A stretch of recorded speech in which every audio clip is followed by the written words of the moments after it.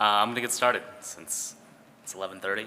We'll see if I have enough time and enough content to fill up the materials, but super appreciative of everybody coming in and listening to this roadblock talk today. I know that this content neither has AI or any kind of stable coins, so I'm very impressed that so many folks have come, but the way I think about it is this is like a time machine back to 2020. You know, you guys can kind of come in, talk about early days of fintech, understand a little bit of like what things used to be, but now you actually have the benefit of hindsight in the sense that you've lived through a lot of the bubbles, seen a lot of the crash, and now things are hopefully coming back up in that way. And so my full disclosure is that the only LLM use case for this entire presentation was with the puns, which I think is hopefully the most important part, hence the title of Credit Where Credit's Due. But I did want to share a little bit of the rationale for why we wanted to give this talk. First off, I think, you know, not to poo-poo obviously anything that we're doing, I think from a technological standpoint, but all of these innovations that we're making, from making payments happen, from making everything more automated, from having agents take over everything, don't actually work if you don't have money to make payments. And that is an unfortunate reality in a lot of situations that we have today. And so from that perspective, borrowing money will always be very important. And for a lot of this audience that is developing technology and software solutions and understanding enablement, we want to make sure that we understand why these use cases will always exist, what is very powerful in the space, where I believe at least this space is going in terms of what fintechs can do, and what we can learn from a lot of the prior fintechs from like the bubble and burst and all sorts of things like that, who have specialized in this area, have survived and succeeded, and what can that tell us about some of the solutions that folks provide. So, I can introduce myself. So I'm Baishi. I work at Chime, which is the largest bank or neobank in the US, but not a bank. I think I have to say that. And let's see, I've been there for 6 years. My fun fact that I used to like to tell everybody is that I've had 3 kids while at Chime, which is why I've aged so much compared to anybody who sees my LinkedIn photo. It's why I've had like a midlife crisis and a bad dye job on my hair. But I think one of the experiences that I've really also had at Chime this entire time is building out a lot of our embedded liquidity products at Chime. And that's everything from a fee-free overdraft product called SpotMe, a cash advance earned wage access product called MyPay, and an installment loan product that we refer to as instant loans. And what I'll say is like $50 billion of originations later, we've learned a few things in terms of what makes a lot of these products successful and what we think we can hopefully extend to the broader fintech community as we develop solutions for a lot of other use cases that we can have. Okay, so what I'm going to talk about, see, I told you I had some AI help in terms of actually coming up with titles and making things sound hopefully catchy, but we'll see if it actually is applicable or we just actually hallucinated everything. So I'm going to go through and talk about some of the history from an embedded lending perspective. And embedded lending really is another way of saying like, okay, what does it actually mean? Not a bank. So we'll talk about who's involved, what it really implies, and why it was so popular and hyped. Next up, I'll talk about what I think embedded lending actually is. The way I actually think about it is that most of the folks in this room don't actually have that much of a use for a lot of embedded lending services. We're more focused on trying to max out our points. We have instruments that basically give us loans today with credit cards in our wallets, and we don't actually have to pay interest on them because we have the ability to pay it back. We're more focused on trying to figure out how we can make a spend happen from 6 p.m. Eastern time to 9 a.m. The next day in terms of actually maximizing the rewards. And so we'll talk a little bit about what the actual definition, I think, of embedded lending is. And then if you take these two things as true, which is the opportunity on the embedded lending side, and then the actual definition of who actually benefits from embedded lending, I think it'll teach you a lot of things around how you actually can design the products beyond some of the APIs that have been available today, right? Like, with cash flow data, with Plaid, with all of these fintechs enabling some of this stuff, spinning up the actual APIs to make sure that stuff works is really only like the first version of all of this stuff.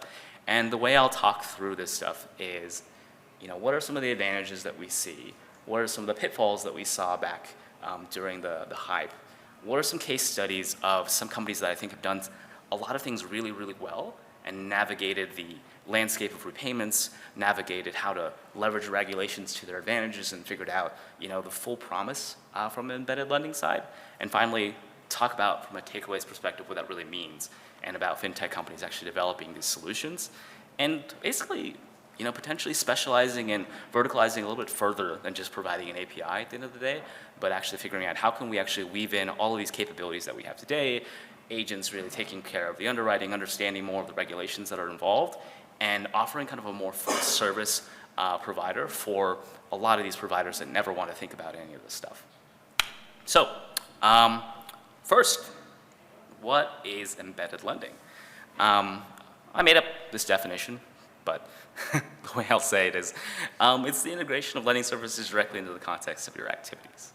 And I'll show you some examples on the next slide around what this is about, but there are some key aspects that made this super promising in the very beginning. First, there's no need for like an application, right? Typically, like the image of somebody going through and getting a loan is sitting up at a bank branch, filling out a bunch of paperwork. Don't you already have this information? Well, it turns out a lot of people do now. And so instead of going through and verifying your identity again, thinking about this from an identification perspective, going through KYC, CIP, you don't actually have to do any of this stuff, which is very nice. The next aspect is around verification, right? How you actually underwrite. A lot of the advantages on the embedded lending side is that you don't actually have to share every single detail because the actual embedded lending provider knows some of this and can underwrite more based on your activity and not just the things that you fill out and tell them, but more what they actually see themselves. There's no paperwork. Theoretically, all this can happen digitally via APIs, and in the future, some agent will just automatically do this for me. There's no signatures. There's no intense actual verification across this stuff. Check a box, tap a button, you're in. In a lot of ways, this is like the V1 in a lot of ways of what Jeff talked about this morning around agentic payments, right? This is part of the first part of the seamlessness of how you can make finance happen. So, what did this lead to? More burritos. The way I think about this from a landscape perspective and who is really benefiting or who wants to benefit from this is probably split out into a few categories. First, I think like the big tech players have the biggest advantages in this space today. I think about what I have on my phone. I finance it on a monthly basis because I'm one of the few people who still believes I should upgrade my iPhone every single year and essentially finance it every single month. But it's not just that. They now offer a card. And so then I basically have an Apple card that I use for a bunch of purchases. And hey, it's just built in. It's naturally tap a wallet. I can then split that payment into four. And this is like what these companies want. They want more and more of my payments. They want my wallet. They want my debt. And at a certain point, they actually have it. And all they really had to do is provide a new phone that looks exactly the same every single year. So I see this happening everywhere. I see this happening on every time you check out on Shopify. And one of the important pieces of like where you see this is it actually is happening everywhere we actually buy something. So one of the most famous examples of a company that wanted to make a public splash was Klarna, who announced a partnership with DoorDash recently, allowing you to use buy now, pay later on any single type of purchase, like a burrito. And this mock-up I didn't have to make myself. They actually have it in some kind of press release in terms of what's important. So now you can go through and split off every single payment and do what you want. And finally, there's a huge dimension, and the real landscape in the U.S. is just around the traditional banks, right? They actually have most of the relationships in the U.S. They control the majority of the volume. They represent the vast amount of issuers that we have. And they aren't going to stop there. We basically want to figure out how we can provide these services. Do we need a partner in order to do so? And what we can do to continue to maximize and leverage our relationship. So from there, I wanted to figure out, hey, can I add a big TAM slide to say why this is important? I know that's important from every single venture pitch. So the first thing I found was a company called Stripe that popularized this and wrote an article called Embedded Lending 101. What they focus on very specifically is talking about why this is important. They rely on customer engagement. They make sure this is enabled via APIs. They want to make sure that this is all based on quick data interchange and service delivery, all things that make this much, much easier over time. And, cite a bunch of research where, hey, this stuff is growing at, $300, $400 billion. Grows at 30% a year. It grows basically at the rate that commerce grows, right? We know that there's something really, really important there. And this is why I think there was so much hype in this space. I didn't have to go very far to find a graphic like this, but the statement that was made when you had APIs enabling everything, when you had a huge amount of consumer demand across any type of thing that you wanted to enable and purchase, was that every company can be a lender. And here, and a lot of the purpose of this talk is just to basically be like, hey, it's not just enabling APIs that allows you to become a lender, but it's actually about repayment. It's about making sure somebody's on the other end that will actually receive the credit. So at the end of the day, how can you make sure that you understand that dynamic? How can you make sure that you're getting repaid? And what are some of the advantages that you can think of from a fintech perspective of developing something that uses these things to your advantage rather than provide APIs and never look back? Great.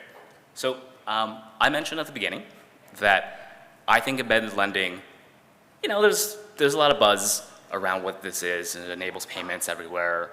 But in a lot of ways, for so much of this audience in particular, but for everyday people, it's not super relevant. We have instruments today. We make jokes about Klarna and handing the burrito example, but I buy burritos all the time with a credit card. Why is that any different? I'm still financing it in some way, shape, or form. So what's unique about any of this? And so the way I think about this is that embedded lending isn't really around trying to embed services closely to where this is. It's actually talking about something that probably makes more people uncomfortable, which is alternative lending. I crossed off a bunch of words that people usually use to describe this. So is it subprime? Is it non-traditional? Is it underserved? Is it credit inclusive? These are, again, some AI iterations on what this stuff looks like. But that's what I think embedded lending actually is. We're not talking about enabling folks like the developers in this room in order to access more credit, but it's actually more around how can we provide credit to those who don't have the same sources today, and what does that tell you then about what you actually have to provide? You're no longer thinking about rewards optimization. You're no longer thinking about what's the best way to ensure people can game this transaction and make sure this works. But it's just around getting repaid and understanding who you're providing credit to. So based on this, there was like a very similar hope cycle, right? It's all enabled based on real-time cash flows. It was enabled because Plaid, pending some of the sponsors of this conference, made banking data free and allowed people to say, hey, we can finally lend to every single person. And that's something that's really exciting. So hopefully take advantage of this as much as you can. And the pitch here was that, hey, we can expand access to credit. We can disrupt payday loans and check cashing. There's more payday lenders than McDonald's and Starbucks combined in the US, which is something that is truly distressing, particularly since payday lending is banned in like 14 states. And we can save the world. And we can do this with very colorful card art that everyone can have and can basically put this in a vertical format. I have a pedal card, as you'll find out in the next slide. So this was a lot of the hope, a lot of the promise in terms of what alternative lending looked like. Comes a reality with a lot of the situations. So I quoted myself, which shows you how vain I am, but this is my presentation, so I can do what I want to do.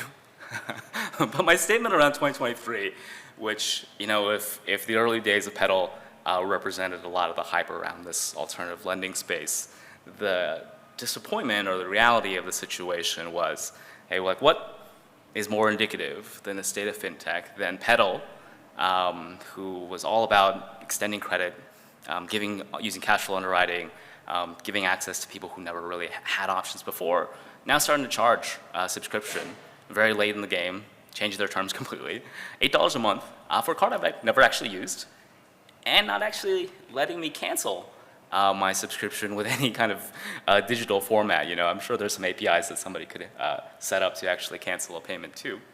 But no, you know, can't cancel it unless I actually call their support team on the phone. So, you know, no knock on Petal.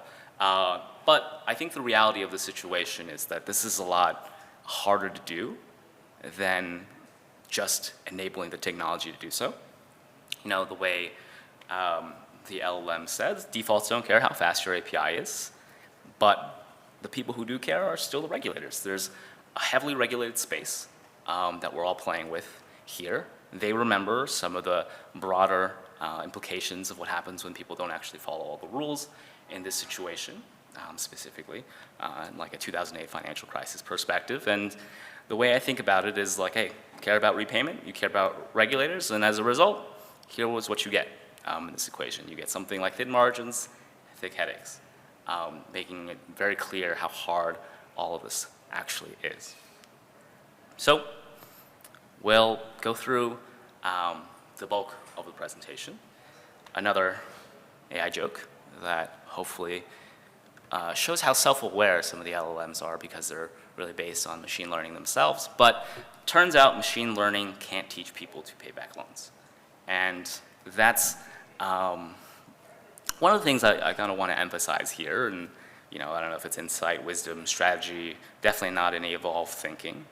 But rather than just poo-poo on like, hey, like this era of fintech didn't know what they were doing or whatever, I actually think it's more important to focus on the opportunity. Right now, I think we're not talking about just provided embedded lending as purely a technological basis. I think there's a ceiling to that, right? There's really not that much better than what you can get when you enable something to happen instantly. And when you boil down like a complicated set of API instructions down to an MCP, there's really diminishing returns when it comes to enabling more embedded payments.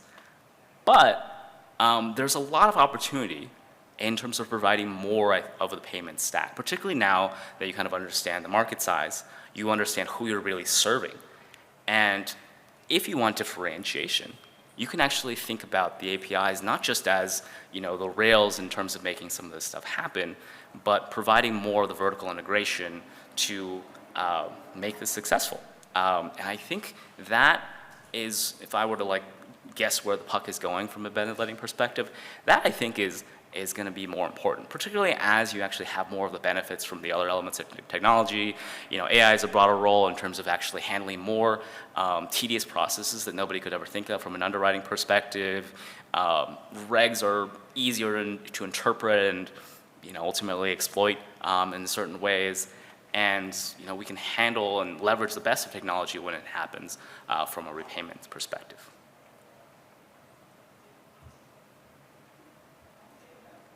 So, we talked a lot about this, but what are some advantages that fintechs should already have and have always had in a lot of ways? First, what unlocked a lot of this was on the underwriting side, right? Beforehand, I think, you know, there was essentially one way to underwrite. You get a score assigned to yourself. You try to guess what that means, try to figure out if 800 or 850 is any good, but we know it's definitely better than 600, blah, blah, blah, blah, blah.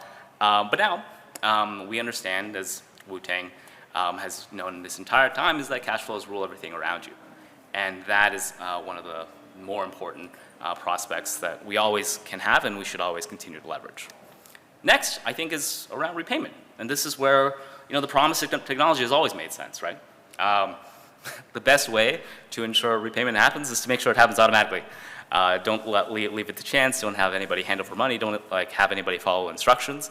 Computers are much better at this stuff, and automatic is the best way to handle everything. And finally, part of the embedded experience of all of this is that, you know, traditionally when you're giving out a loan, it can be tough because somebody could turn around and use it for anything, right? Part of the embedded experience is trying to shortcut one of the underwriting fallacies or pitfalls that we actually see is just making sure that you're actually offering it for a specific thing. So you're not just giving away money, you're actually trying to give an outcome, right? You're enabling the burrito purchase instead of, I don't know, what somebody would also do with $10, which probably is buy a sandwich instead of a burrito. But to the point, you have more ability to dictate what that experience looks like. But with that comes, I think, the common pitfalls across all of this. So with cash flows, I think there is just like a fundamental aspect that is really important to understand when it comes to underwriting. So typically when folks refer to underwriting, we think about it in two ways. One is the ability to pay. Do you actually have the money? Do you actually have the cash flow necessary to make a payment? Really about hard numbers. There's a $300 payment due. You have $400 in your bank account. That means you actually have the ability to pay. The next element, though, and what the credit bureaus have known all along, is around your willingness to pay. And typically, and Wu-Tang is never wrong, but in this certain circumstance, there is something magical about credit bureaus, their history, what they've taught you around willingness to pay, right? It's all about how many payments have you made historically, how much have you done this over a long period, do you have any defaults, do you have any bankruptcies, do you let things get delinquent, do you actually exhibit the behavior that shows that you're willing to make a repayment. And there's some things that you can do from a cash flow perspective that we'll get into around, why you got to use this new type of instrument differently. But the magic of like this understanding this willingness to pay element from a credit perspective is that, it underscores the way that we've been underwriting this entire time, which is like a one-time, point-in-time check of like your entire repayment history, and then using that as kind of a sufficient risk indicator. From a cash flows perspective, it's completely different. This is dynamic. You may have $400 today, but you may spend it on a new suit tomorrow. And so you don't have something consistent. And so from an underwriting perspective, underwriting cash flows at a single point in time is really not the same thing as leveraging your credit history at a single point in time. And that's one of the things that we should continue to think about and evolve and consider when it comes to this stuff. Next is around repayment. So we talked about the aspect of automatic payments. That's great. Turns out you can't require this in the majority of circumstances because of consumer protection. Thank you, Elizabeth Warren. Thank you, CFPB. But it really comes down to certain cases where people run into insufficient funds. They can opt out of automatic payments. There's tons of situations where things fall short. So why limit yourself from this perspective? Why not think about how you can kind of construct a product such that you can kind of require automatic payments and navigate situations where you manage and have insufficient funds, right? One of the important elements is combining a lot of these factors together. So if you understand underwriting and you understand cash flows, you can actually navigate and make sure that your automatic payments are timed in such a way that you don't experience insufficient funds. You can retry, you have the technology, you have the insights. These are the types of things that are very important. And with that is trying to come up with different types of credit vehicles or loan constructs or ideas that are non-traditional. Because right now you're already playing in embedded lending space. You don't have to make something that is like a very vanilla, revolving credit line. You don't have to make something that, is subject to every single credit line increase or decrease instead of A and N every single circumstance. You don't have to make something that is a pure installment loan that pays out 3 or 4 times, that is closed-ended. You have a lot of flexibility, and knowing how to go through and navigate some of these regulations are going to be a very important step in order to unlock a lot of that. So with this, I'm going to step through some examples. They're not, I would say, like embedded lending examples. They are from a lot of fintechs today that are specialized in this space and have products that have survived the ups and downs in the industry. They'll go through one of these at a time in terms of understanding some of the advantages that underwriting has. Some ways that you can go through and navigate repayment and use a lot of the regulations to your advantage. And ultimately kind of come up with what is an experience of a lending product that doesn't even feel like a lending product at the end of the day, but is purely optimized to extend a lot of credit, get you repaid, and create that level of retention that the big companies that want embedded lending products are actually going through and providing. So the first example is focused on underwriting and this concept of having a dynamic limit. Now, folks in this room probably have these credit cards where the only dynamic part of the limit is your credit limit going up from 10,000 to 15,000 to 20,000. So it may be a foreign concept to some of the folks in this room, but for folks who are really taking advantage of the embedded lending products and understanding and approaching a lot of the alternatives is, hey, we're getting $100 to $500 at a time. We want to make sure that we can go through and manage this. But how can you actually provide something to an individual like this? And so there are tons of examples of earned wage access, cash advances. Dave, Ernan, they've really popularized a lot of this space. But I'm going to focus on Empower and their new Thrive product. For those of you who don't keep up with industry M&A or my own personal Twitter account, this is actually now where Pedal is. Empower has acquired Pedal and has taken a lot of the learnings from this perspective. And basically what they do is think a little bit more around cash flow underwriting. We talked about why credit data is so useful because it represents like an entire history of your repayments and the choices you've made and focuses on your willingness to pay, not just your ability to pay. And how cash flow data, when you underwrite somebody for like a Pedal card, is super limited, right? Because you're essentially underwriting an entire amount of payment history on a single point in time from a cash flows perspective where your cash flow has changed dynamically. Now, the key thing to really think about from a cash flow data perspective is that you have access to this all the time. You can understand a lot of the inflows. You can understand when direct deposits come in. You can understand and maybe predict when certain events come in. So why are most embedded lending products thinking about using this once? Why don't you use it all the time? And here's an example of this, right? Empower Thrive basically extends you a line of credit. For a lot of us, this is just like a credit card that is available in terms of how much you can spend. Now, instead of thinking about this as like, oh, I can only offer so much at a time, they constantly just limit, much to a bunch of the Reddit users who feel like, oh, I had $100 today, I have $500 now, they grew by $25, but it went down 4 times. How can I actually make this happen so we can extend in such a way? But that's the nature of dynamic limits and really using cash flow underwriting to its fullest extent. When you kind of think about offering APIs that support lending, why are you kind of building in an integration to like a Plaid once or a Prism once, right? Why don't you think about offering this in a constant way and think about then what it means to go through and raise your credit limit, what your balance floor is, all of those aspects, because this is like the real advantage that you have when you leverage cash flow information rather than just credit information. Next, I'm going to talk about basically, I think, one of my favorite products in terms of how they've actually gone through and designed kind of a small dollar loan, which is Cash App's Borrow product.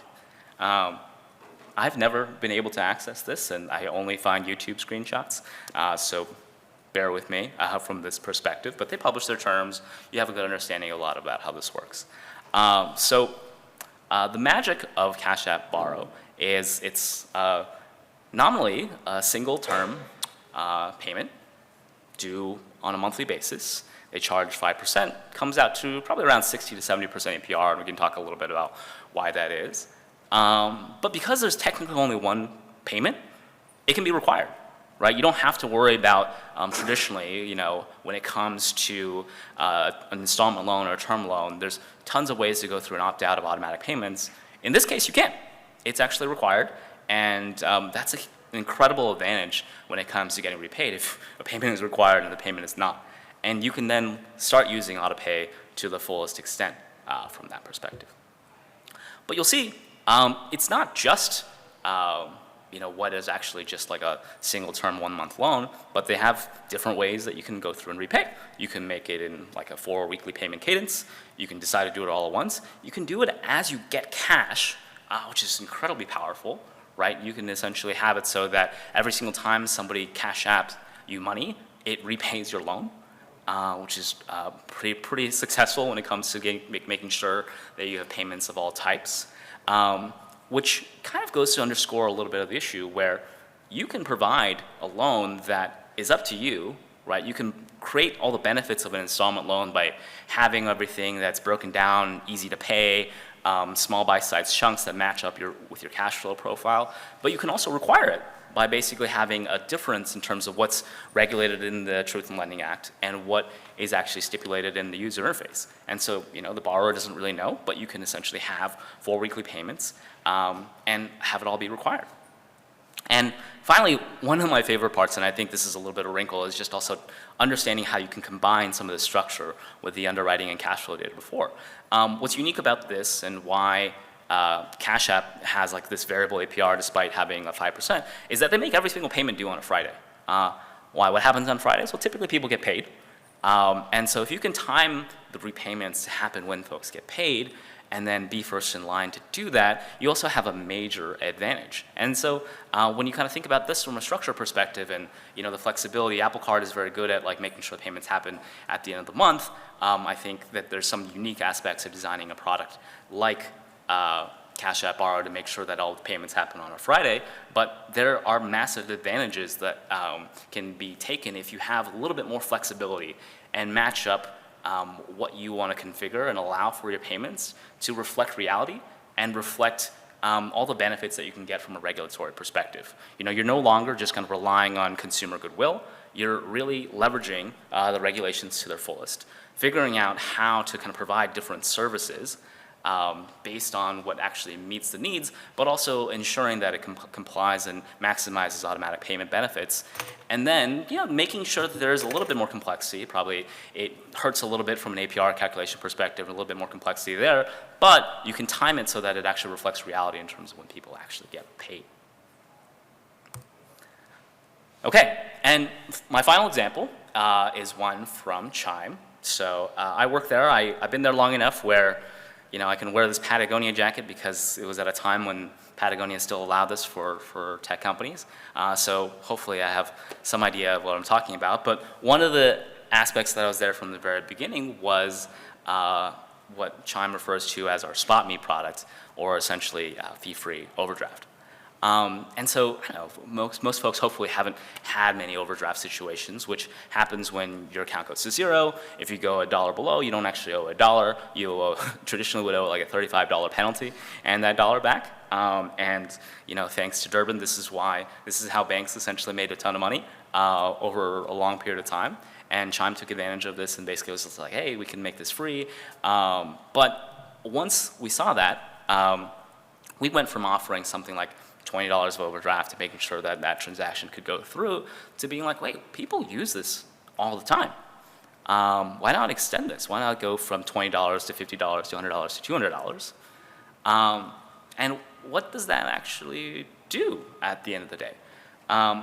We talked a little bit about Empower Thrive 2 slides ago as a separate example, but one of the things that I think we figured out at Chime is that even though this product is non-recourse and just overdraft, and there's some advantages that I'll go through and talk about, the way this happens for someone living the paycheck to paycheck is this kind of becomes your credit card.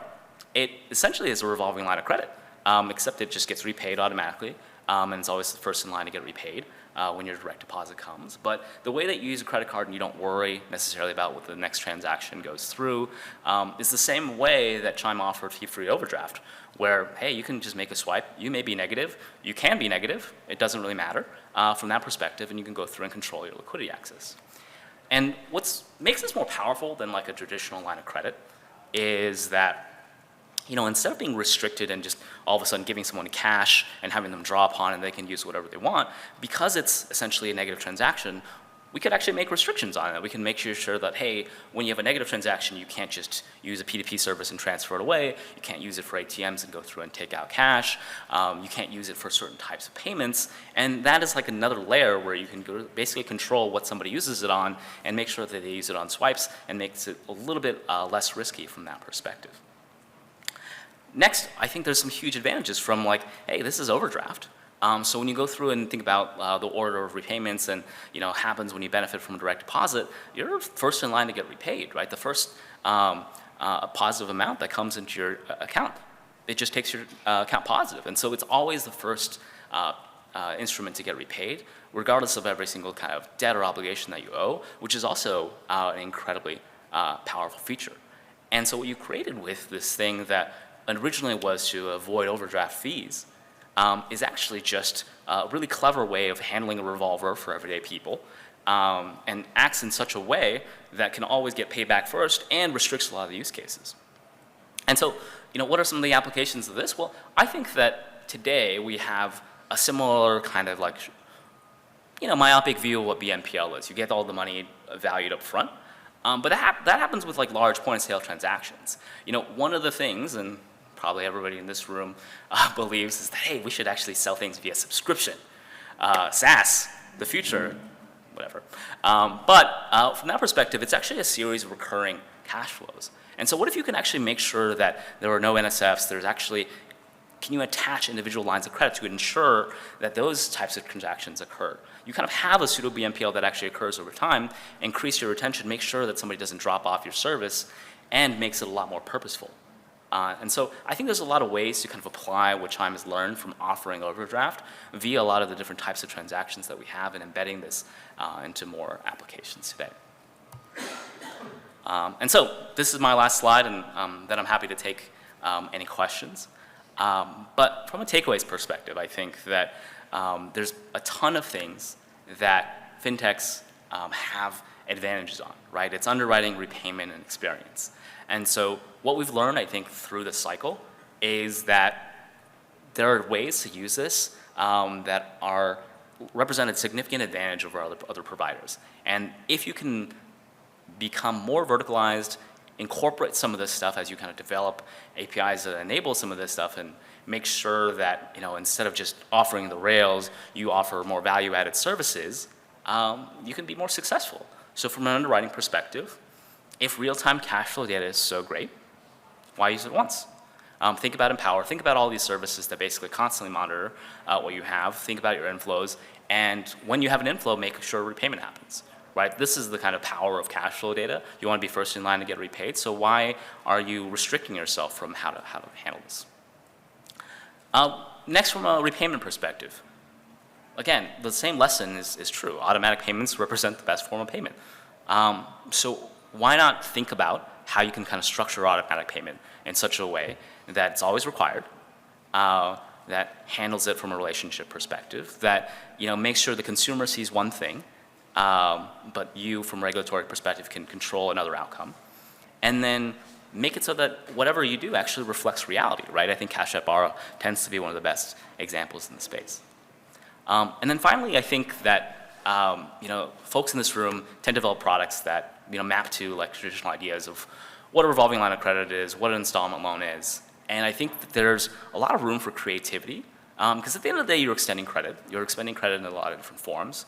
So how can you come up with more features that meet people where they are, take traditional ways that people are used to consuming, and own the outcome and the intent a little bit differently? And I think the more you can build into this offering, create more novel lending products, create ways that kind of extend more aspects of the stack and allow people then to kind of set discretions on all this stuff, the more differentiation that I think you'll have as a provider of embedded lending services. I think there's a lot of lessons learned from the last few years in terms of what has been successful. And I think if you take the best ones, you can really create a differentiated embedded lending product. So yeah, that's it. Thanks so much.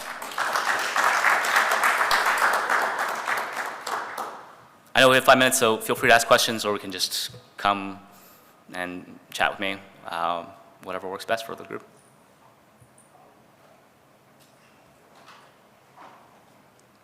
You mentioned you had an LLM help you with the presentation. Did it come up with the Wu-Tang reference? No, my last name is Wu, and so I've really been a member since the very beginning.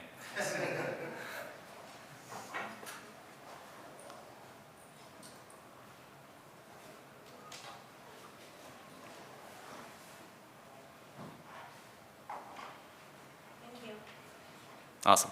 I really appreciate it. I know this is the last thing stopping you guys from lunch, so please, really appreciate everybody coming and enjoy the rest of the conference.